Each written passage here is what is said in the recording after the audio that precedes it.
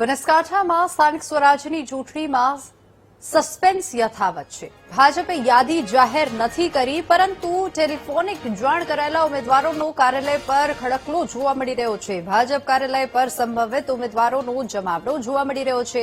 પાલનપુરમાં ભાજપ નો repeat થિયરીને અમલમાં લાવી છે અને જૂના નેતાઓને બદલે નવા ચહેરાઓને તક અપાઈ હોવાની પણ ચર્ચા ઉઠી છે।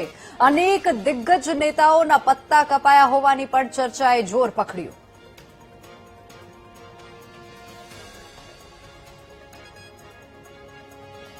સ્વરાજ્યની ચૂંટણીના ફોર્મ ભરવાનો આજે અંતિમ દિવસ છે અને અંતિમ દિવસે ભાજપે બનાસકાંઠાની યાદી જાહેર નહોતી કરી, પરંતુ જે પ્રમાણે ટેલિફોનિક સૂચના આપવામાં આવી છે તેને લઈને આજે ભાજપ કાર્યાલય ખાતે મોટી સંખ્યામાં જે ઉમેદવારો છે જેમને ટિકિટ આપવામાં આવી છે તે તમામ ઉમેદવારો છે તે ભાજપ કાર્યાલય પહોંચ્યા છે અને અહીંયા જે ફોર્મ ભરવાની પ્રક્રિયા છે તે હાથ ધરવામાં આવી છે।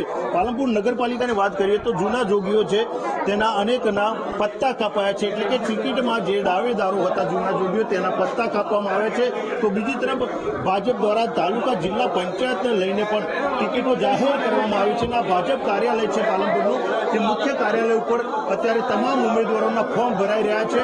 મોટી સંખ્યામાં અહીંયા ઉમેદવારો સહિત સમર્થકો છે તે જોવા મળી રહ્યા છે। એટલે કે જે પ્રકારે ભાજપ દ્વારા છેલ્લી ઘડી સુધી યાદી જાહેર કરવામાં આવી નથી, પરંતુ છેલ્લી ઘડીએ ટેલિફોનિક સૂચના આપીને જે ઉમેદવારો છે તેમને સૂચના આપવામાં આવી છે ઉમેદવારી પત્ર ભરવાની, અને તેને લઈને તમામ જે ઉમેદવારો છે તે ભાજપ કાર્યાલય પહોંચ્યા છે અને ભાજપ કાર્યાલય ખાતે અત્યારે ફોર્મ ભરવાની પ્રક્રિયા ચાલુ છે। આજે અંતિમ દિવસ છે ફોર્મ ભરવાનો અને ત્યારે મોટી સંખ્યામાં જે ઉમેદવારો છે તે પોતાનું ઉમેદવારી ફોર્મ રજૂ કરશે। એટલે કે ભાજપે છેલ્લી ઘડીએ ટેલિફોનિક સૂચનાથી આ તમામ ઉમેદવારોને જાહેર નામ કર્યા છે અને તમામને ફોર્મ ભરવાની પ્રક્રિયા અત્યારે હાથ ધરવામાં આવી છે।